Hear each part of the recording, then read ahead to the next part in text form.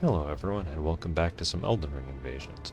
This time I'm at level 40 with an arcane build that I used off of my RL13 Prophet as a base, scaling it up.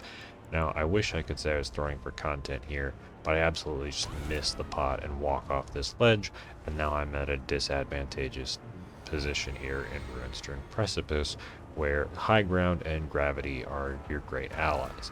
Thankfully, these two are a little bit overconfident, and I should have probably Phantom Fingered to try and shuffle my way up higher, but thankfully I'm able to just toss the Phantom off as I had originally intended to do, and turn it into a 1v1 with the host. The host hits like a shark. I probably could have tried to bring some of the enemies into play, but I'm just feeling pretty confident, especially since I have all of my flasks and my physic up. Um, and spells do a ridiculous amount of damage on this particular build, and thankfully with a quick knife or two I was able to finish that off. GG guys. Now for this next invasion, it is a pretty big brawl. The host I invaded is seems to be a pretty honest solo TT host. They are just in the middle of a place fighting, taunters tonguing, and I invaded them back afterwards. And this fight is really good, and it shows both the strength and weaknesses of what's going on with this build. The weakness being the weapons just do not very much damage without the status ailments. With the weapon upgrade being 8 regular, 3 somber, there isn't very much scaling, and this build probably would have benefited from me cutting back a little bit on the arcane and going for more health. However, I wanted to use Moog's Spear one-handed because I wanted to still have spell slots, and also I just thought it would be a fun tool to have. It's good AoE, and it can kind of go through walls. And also at 24 strength, I can one-hand the Warped Axe, which I love it. Warped Axe is one of my favorite weapons. Is it amazing?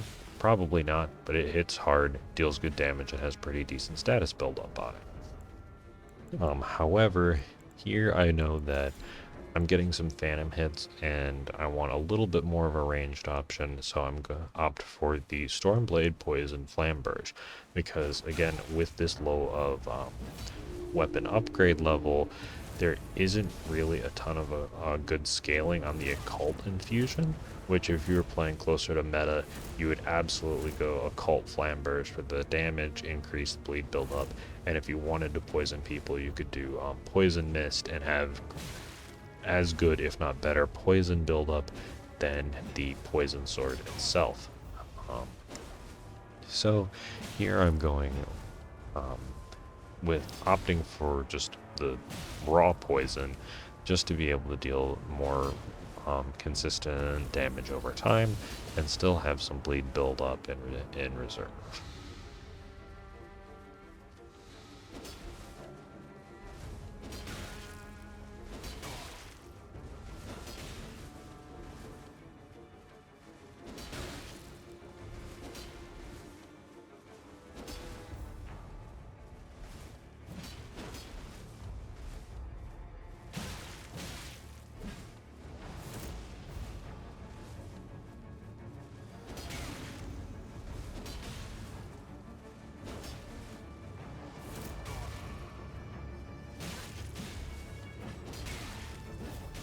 Now my opponent is kind of opted for the frost weapons.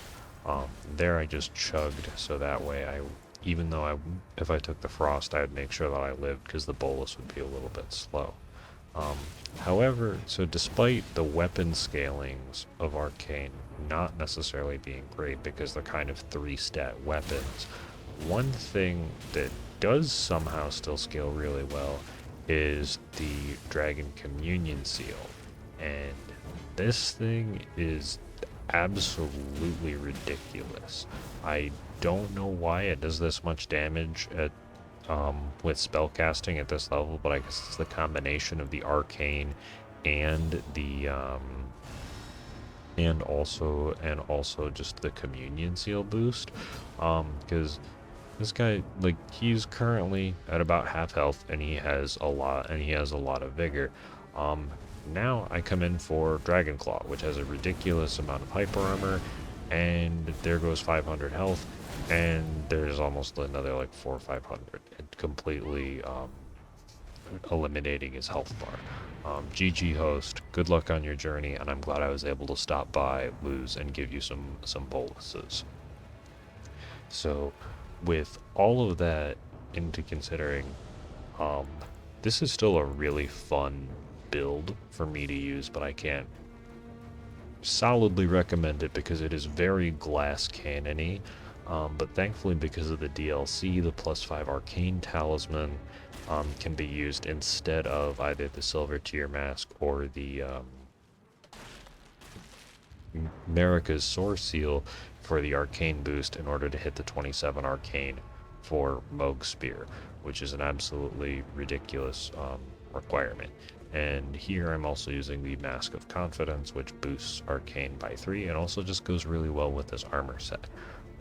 Now, these two are just a very solid duo, and the Quick Step Scythe, again, I've said it before, one of my favorite weapons, especially because of the shield piercing. So here, although Dragon Breath probably would have been a better um, thing to use once the ants start getting involved, seeing they both had shields, I'm going for the Scythe to try and proc poison through the shields while still doing decent damage, and just has really good reach because Reapers are quite good.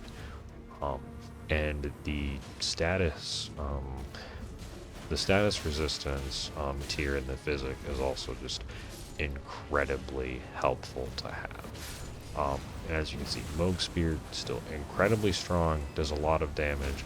However, I'm not necessarily able to get close enough through the ants to really do that much damage. Like, I don't have them that cornered, but their health bars do significantly go down while they're standing in the good old red mist.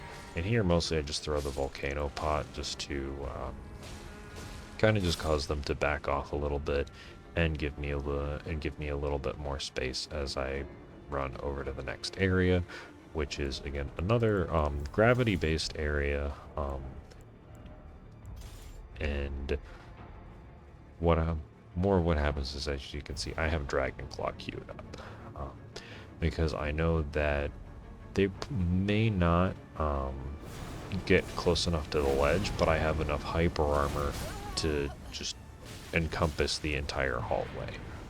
GG guys, and good luck on your adventures, because even at level 40 I've also just been running into a surprising amount of just chill hosts, which is nice.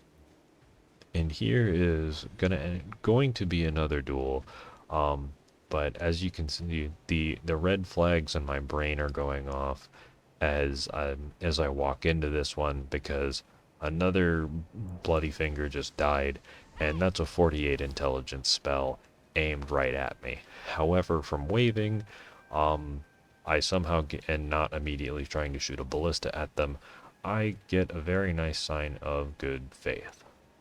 And I'm going to end up dueling the host. Thankfully, I have a very nice robustness increase in talisman, and this one I'm kind of just going to forego spells just to be, I don't know, I wanted to do two-handed lance versus claws because it's fun. I think that because I have not very much poise, Storm Stomp Claws theoretically has the advantage, but I know that with Storm Assault and just the reach and spacing that I should have the advantage. However, dogs decide to interrupt, and after a brief moment of monstrous canine extermination, a misused phantom finger, and a warming stone, we are back for an actual finished duel, and I do appreciate these guys just being chill about my missed inputs and everything else. But Storm Claws, really good, especially against low poise, high status buildup, fast attacks, and like you can bleed someone out really quickly. However, the lance just has really good reach, and although the damage I'm not doing, like I'm not doing crazy damage, but this thing has stupidly high poise damage, especially with when two-handed. So I know that most of what I hit him with is going to knock him out of his attacks because he doesn't have anything. He's not using something like Endure or another high hyper armor. Like, I think Storm gives you a little bit, but not enough to stop me from um, using hits. And fun enough, this one is finished off with a fully charged heavy attack. Um, so, GG guys. This was a really fun fight. I felt like the underdog, and I just appreciate all the gamers here. Thank you all for watching. I hope you enjoyed the build. Have an amazing day, and I'll catch you in the next video. See ya!